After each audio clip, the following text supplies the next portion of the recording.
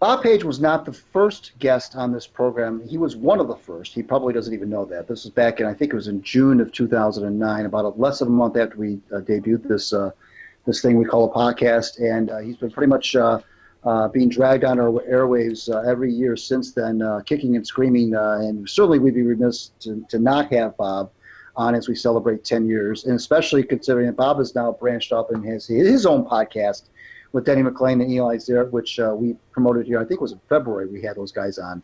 And Bob is even in the world of Twitter. He's in the Twitterverse now. He's firing up tweets. He's following people. He's retweeting people. He's responding to my tweets.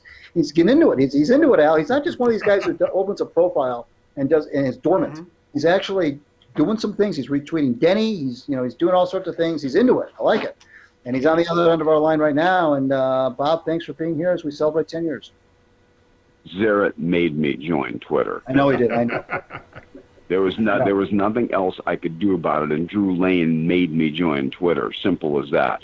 I've always thought Twitter was the province of rappers and jocks, neither of whom has an education, neither of which grew up understands how the written language works. So Twitter is one of those things where anything goes. No punctuation, misspellings, but this is the way these kinds of people operate anyway. They don't understand punctuation. They can't spell words. So Twitter was the perfect vehicle for them. And to think that I've now absolutely lowered myself, deigned to be part of this riffraff on Twitter. Geez, I mean, how humiliating is this for me? And you had to bring it up on the show. Well, you are into it. You didn't just open it. Well, yeah, I mean, my next thing was going to be, oh, and by the way, folks, if you want to tweet me, it's Bob Page at Bob Page Sports. I think that's how it is. Well, you haven't tweeted anything. You haven't tweeted anything offensive yet that I've seen. I don't know. I'm sure you know me. I'm sure I've offended people somewhere. Certainly must have happened so far, right? Well, I know it's happened on the podcast. I've seen some negative. I know Eli's gotten some heat for sure. Some serious heat, like life-threatening heat. I think didn't he get some? If seriously speaking, Greg and Al, if you do a talk show, you better have, as Jim Rome used to say, have a take and don't suck. And if you have a decided opinion, then you're going to alienate and piss off some people. If you don't have a decided opinion about things, why do the talk show? Because nobody's going to listen and it's not going to survive. So it's the same principle as Cosell and others, a few others, lived under, and that, you know a lot of people are going to dislike you. And if you lose some as viewers or listeners, that's just the way it is. But hopefully they'll listen to you anyway, while the people who do like you, become dedicated fans. So that's the story of Al Ackerman's career, Howard Cosell's career, my career. Joe Falls, the late Joe Falls, was the same way as a writer in Detroit, and probably Jerry Green was too. So and then you look at these right-wing types who are on the radio now. I mean, how many people out there just hate, Rush Limbaugh? But doesn't matter because so many people like him that he's been extremely successful. Well, let's not talk about Frank Beckman on the show. Anyway, you just did. I know. I can't comment because I don't listen to the radio show, and generally speaking, I don't listen to radio talk shows about politics hosted by people with no more than an education from, as we call it in Detroit, 12-mile high school, Macomb Community College. I want to find out, sounds like you guys are having a lot of fun with the show. I listen to it whenever I can. I usually pop it in on the radio, on my phone on the way home from work, and I listen to however much I can listen in the commute back to home.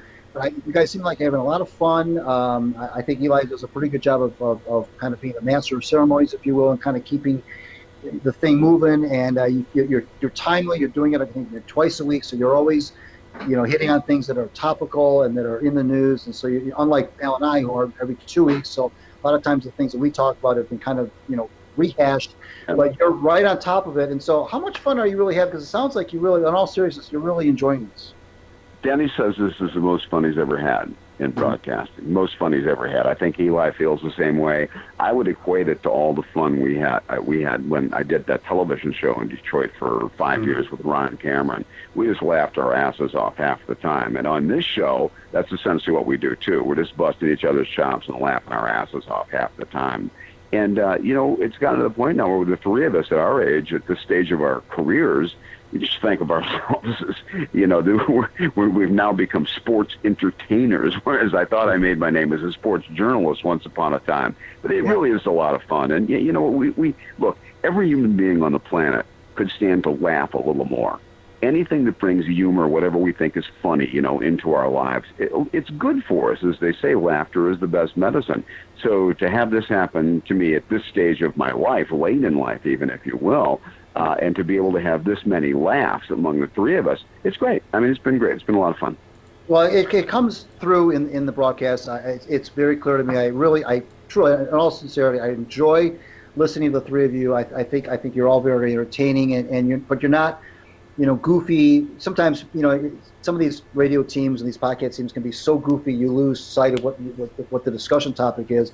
And I think, what it's about, Greg, it's about brewskis and bitchin' babes.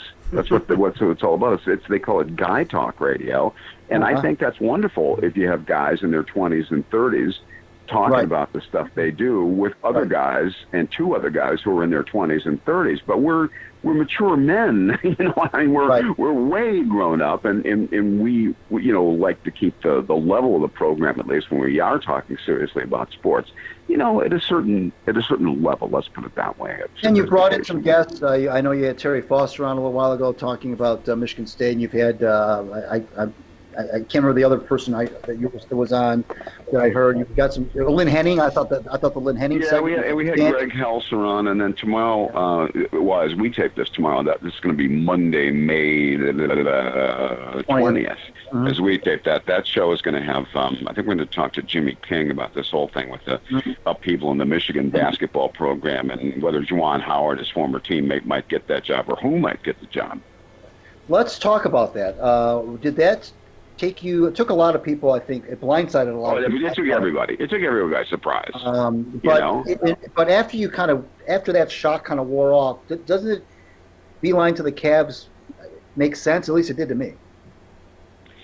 My thinking on it was this: John realized that he had a real chance to step on doo-doo. I don't think we can swear on your program, so I won't step in doo-doo. In other words, he signs with Cleveland for a lot of money, and they got a 14% chance to win the NBA draft lottery. So in other words, there's going to be a pretty good chance that if he took that Cavs job, he was going to be coaching Zion Williamson. That's a big deal, a very big deal. Of course, it didn't work out that way. And now the one legitimate star he has, Kevin Love, is just hurt all the time and maybe nearing the end of his career. Right. So, it's all, look, it's just about winning and losing. That's all it's about. If he wins, he's going to keep his job. If he doesn't, he's going to lose his job. But he's got 25 million reasons why he took it in the first place. So, he doesn't need the money, I'm sure, at this stage of his life. He wanted the challenge. And I can't tell you guys how important this is. You get tired of spending your time kissing the asses of 17 and 18-year-old kids and their mothers and their agents, if there are any, the street agents, whatever, and their high school coaches, begging them to please accept a full-ride scholarship to one of the most prestigious institutions in the world, whether it's Michigan or whether it's Duke, it doesn't really matter, only to have these kids, who by rights shouldn't be there in the first place because they're not gifted academically, right? Only to have these kids say no thanks. Thanks anyway, sucker. See you later. So, I mean, that would get tiring to me. If I were John's 63 now, isn't he? Is that what it is? If I was 63 years old and this was happening in my life consistently, or you get these kids to come in, you bust your asses, they give you 1 year, and then it's off to the NBA. They think, but at least they leave the program. Right, but from a pure basketball standpoint, and I wrote about this last week, is that the other day, it seems like that his offense, just from a pure basketball standpoint, is very pro-friendly in terms of, because I see the college game and the pro game kind of coming closer and closer together. In other words, it's all about the three-point shot. It's all about having shooters on the perimeter, and John's offense is based on that. And just from an X's and O's standpoint, it seems like the switch from the NBA or to the NBA from college isn't quite as dramatic as it would have been back in the day when the Dick Vitales of the world and Jared Tarkanians of the world tried to do it. Seems like it's a little more seamless than it used to be. Or am I off base? one caveat about that. I don't think you're off base offensively, but one caveat about that. John Beeline's basketball teams play great defense. Right. And if you recall, it was just a few years ago that he essentially was calling different defenses on almost every possession his opponents had coming up the floor.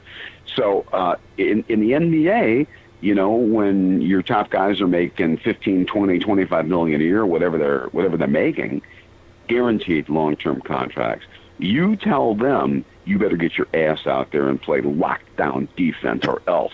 They'll probably start laughing at you, you know. He's going to have to get his teams in Cleveland to play great defense. We'll see if he can. And if he can, that surely would help. But look, they got to have some talent. They just got to get some talent somehow. And They even fell in the draft lottery picks from where they were projected. So they're picking 6th overall. I don't know. You want to try to get to Cleveland to welcome free agents? I mean, what free agents want to play and live in Cleveland, Ohio? And we've seen Detroit has had the same problems, and the only way that Detroit sports teams managed to get by was by overpaying people to get them to stay in Detroit, whether it was Henrik Zetterberg or Miguel Cabrera or whatever it was. Well, but he doesn't have to, Bob. He doesn't have to go in there, Beeline. He doesn't have. There's no pressure on him to win a championship. They won a championship 3 years ago. They're not looking at some 40 or 50-year drought like the Browns and the Indians are looking at. Then why pay a coach $5 million a year then?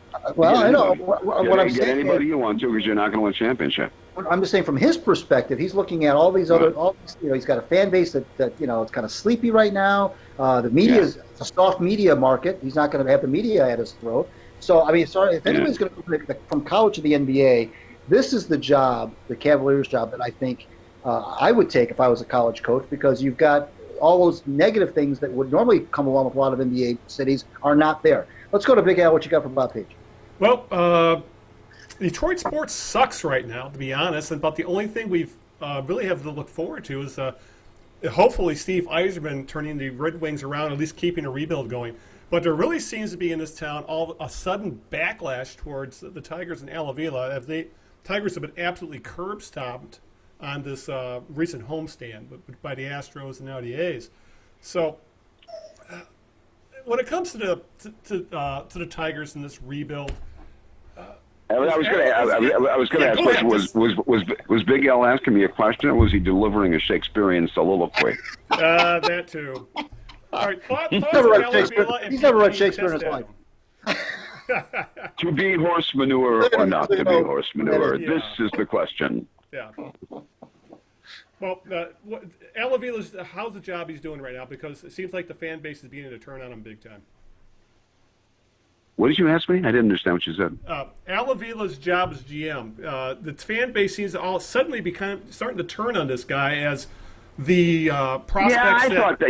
I know what you're saying, but I saw Gardy quoted in the paper this morning again as we taped this show that they had a great crowd Saturday at Comerica. I don't know. It's like anything else. If the Tigers somehow win, the fans are going to come back. If they don't, the fans are going to stay away. I just repeat what I've been saying and saying over and over again. This utter, complete disaster did not have to happen. When they started to suddenly break up the team by trading away all the top players the Tigers had. That ball club was just a couple games out of the final wild card spot in the playoff picture. Now, the question is whether Chris Ilitch ordered Avila to do that. Avila says no, but if he were to say yes, he'd be throwing the owner and thus his boss under the bus, wouldn't he? So I don't know if we're ever going to find out the real truth about what precipitated this. But so far as we know, it's been an utter, complete disaster, and that's been exacerbated by some of the moves Al Avila has made. I mean, the Tigers did not need a third baseman. Nick Castellano had been working really hard and was beginning to turn himself into at least a serviceable third baseman. Right. So what happens is he trades away his own son, and he trades away the only left-hander other than Blaine the Tigers had in the bullpen. Justin Miller, the best left-handed relief pitcher they had, traded him to the Cubs, and he got back Candelario, who's pretty much proven now in the succeeding couple of years that he's really not a Major League Baseball player. He's a 220, 230 hitter, below average defensively, a little bit of pop. You're not going to win with guys like that.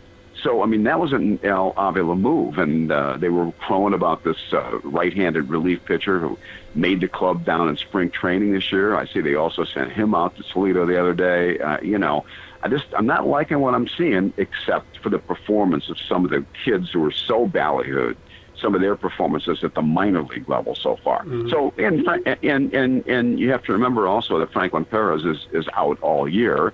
And he was, like the chip they supposedly got, the main chip in the Verlander trade. But so the jury's still out on Avila, and we can't throw in the towel yet. But I'll tell you what, better see a lot of improvement next year and the year beyond that, or else. The thing that, if you're a Tigers fan, Bob, that should make you encouraged are the young arms that are coming through the pipeline. But what should make you discouraged is there's really not that big bat, that big, awesome bat that you're going to get excited about, like they are getting excited about in Toronto with Vladimir Guerrero Jr. There's not that big position player bat that's going to, I think, be that big middle of the lineup, middle of the order bat. There's a lot of good pitchers, as we all know. They're all right-handers, but okay. But I mean, where's the big bat that's really going to get people excited? I mean, look at the Mets. The Mets had all those great pitchers, and they haven't really been able to win anything with all those arms. And then, of course, he faded away, and they haven't really been able to find their traction this year either. So, where's the big bat? Because that's what's going to bring that's what's going to bring the fans back. Are those big, exciting bats, not a good pitcher every 5 days. And it's going to be hysterical for me to read the New York tabloids here in New York, where I'm speaking to you from tomorrow morning when they come out. I don't know if you noticed this, but today the Mets just wrapped up 3 consecutive losses, a series sweep at the hands of the Miami bleeping Marlins, the worst team in baseball. They're going to jump all over the Mets in the New York. That could get Callaway fired. That could get Callaway fired. Seriously. Yeah, it's going to be very funny to see. But, yeah, I mean, look, they have kids down at the minor league level, who are hitting, and they're hitting pretty well. But, no, you don't have anybody like Guerrero Jr., who's a surefire can't-miss prospect. So, I don't know. Maybe Daz Cameron develops. Maybe he doesn't. Maybe Gibby's kid develops. Doesn't look like he will. I don't know. But I would share your concerns right now that they need some offense from somewhere. And of course, you can always go out and buy that in the off season if you're so disposed to do so. So we'll see if the Tigers do something like that. Well, and about that, I look at the division. The division's not very good. I know that the Twins are having a good season, but the Twins are. If you look at their history the last 5 or 6 years, they're good one year, bad the next, good, bad, good. So you can't trust them. The Indians are not what they used to be, and the rest of the division stinks. To me, this is an opportunity for the Tigers to accelerate the rebuild. And you mentioned going on buying offense. I think I know I'm in the minority because every website I read, they're all preaching patience. But I think that the Tigers should, when these young pitchers come up, they should go out and buy some offense. What do you think? Well, generally speaking, as you know, in sports, you do that kind of thing if you're missing a piece or two to win it all, which is why the Red Sox went out and got J.D. Martinez, because they felt that might be the one guy who could put them over the top again and lead to another World Series championship. But even with these kid pitchers coming up, and Matt Boyd, who looks like he's going to be a keeper even though he lost on Saturday, even the kid pitchers coming up, it's not going to be enough. So you can't go out and you can't buy, 3 of the top hitters in baseball through free agency at the end of the year. You have to keep on keeping on and hope these guys develop and hope that the Detroit situation becomes attractive again so people want to play for the Detroit Tigers, because who would want to play for them now? True, very true. We're talking with Bob Page on the Niedrich's 10-year anniversary show, and let's bring Big Al in. What you got for Bob Page before I let him go? Well, just the... let me ask you about what? I have nothing.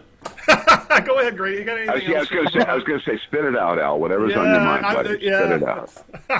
Okay, then you got Bupkis, and why don't you go out and get yourself a soda pop in the back room or something like that, and let try to handle this by himself. All right, go ahead, Greg. Okay, here's why. I'll go to the Pistons because we just talked to Coach Scott just before we had you on, and I was bemoaning some of the comments that I heard from Andre Drummond after the Pistons. You mean Ray Scott? You talked to Ray Scott today. Right, Coach yeah, Ray I haven't heard him called Coach Scott in a lot of years. Oh, now.